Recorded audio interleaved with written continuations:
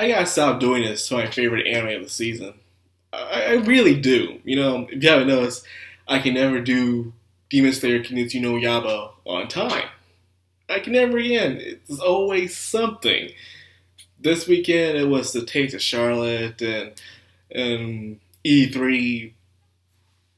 It's just been hectic, really hectic. And today as I was cleaning, I'm like, you know what? I might do this Thursday, and then all of a sudden, something in my head, like, nope, don't you be lazy. You need to do this review as soon as possible. Stop lazing around like that, man. It's a bad habit. Never sink into laziness, people, because when you do, it's really hard to get out. Trust me.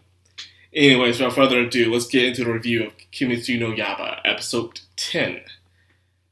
Okay, the two demons that were defeated in this episode. Each one died different way, of course, but how I saw their deaths were perceived differently. And this is what I mean. The Arrow God. I admired his death. I admired his persistence. The dude was a stubborn thorn in the side to the very bitter end. Even with his head cut off, he was still using his arrow projectiles to do what he can to kill Tanjiro.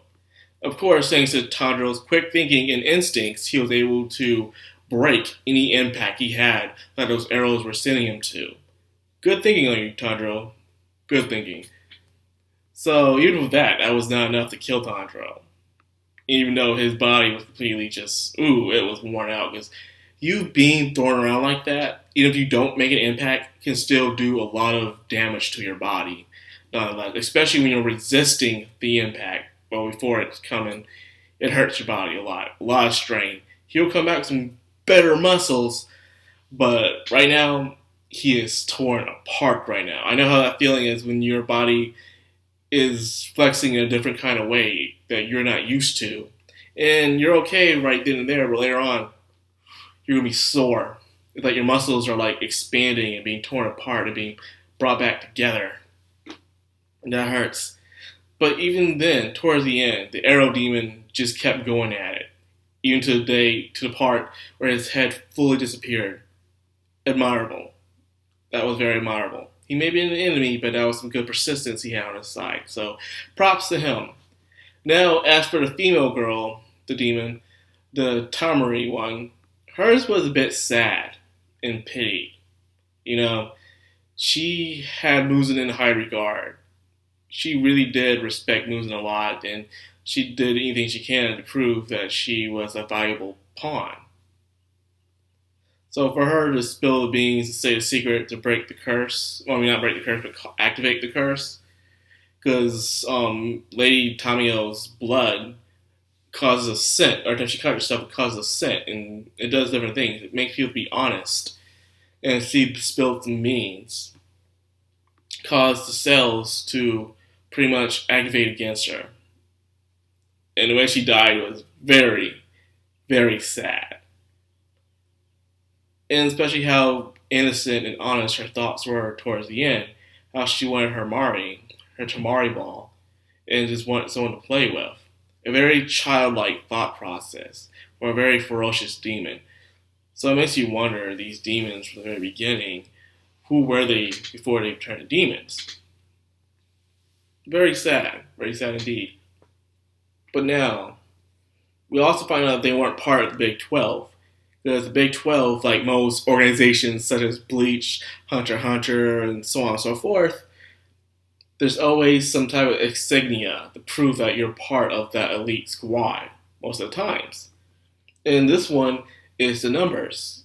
The numbers will tell by your eye. If your eye pupils don't have that number in it, you're not part of the Big 12. But nonetheless, they were pretty tough. But then again, Tanjiro was still a novice. So of course he would struggle with them, and especially by himself. And he did have the help of Nezuko and the others.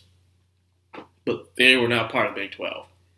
So I kind of figured that as much, no brainer there. No way the Big 12 will show up just like that and just start stuff up like that. Nah. But we learned more about Muzan. Like I said, the more I hear about Muzan, the more I see him as Kira from JoJo. He is a coward. He wants to live a peaceful everyday life with his wife and kid as a human but without nobody knowing who he is and where he's at, while he still gets to do whatever the heck he wants. That's the everyday peaceful life he wants, and he'll do whatever it takes to get that. To a point where those who even slip up will immediately self-destruct. Just as Lady Tamaro said, Muzan is a coward, and he'll use any means necessary in order to keep his secret under wraps and keep himself safe. And I like those kind of villains. I do like all kind of just different kind of villains I do like, but these fascinate me more is because they don't care about world domination. They don't care about ruling or proving a point or showing dominance. They're cowards. They want to live their everyday lives while still getting away with their messed up stuff, you know? And they'll use any means necessary to do it. I like those kind of villains because it's a different kind of perspective. Usually you see a villain, you know, they will be a coward, but they'll at least be an egotistical coward about it.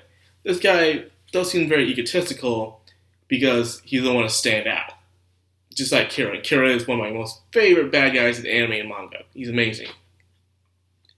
So we gotta understand that more. Now, our friends are going off to the southeast for a new mission, and we introduced to another character at the very end. Oh my god, finally, my favorite character. Well, he did show up before, but yes, we get to see him in the next arc. Oh my god, can't wait. This is my favorite character, everybody. You might be wondering, why is this dude your favorite character? He seems to be one of those desperate guys who's a coward, and he is just the pathetic laughingstock, the punching bag, the what that character is called, the comic relief character, you know?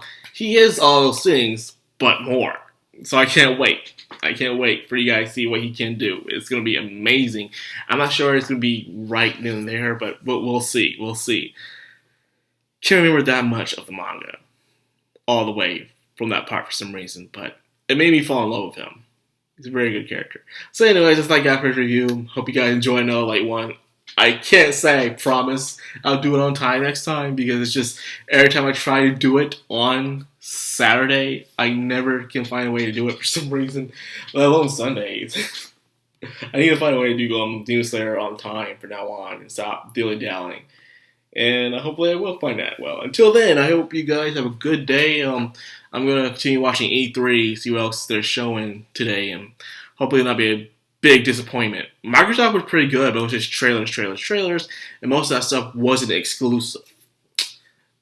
But anyways, let's see what shows up, because I'm not that hyped since PlayStation won't be at it, so it's whatever.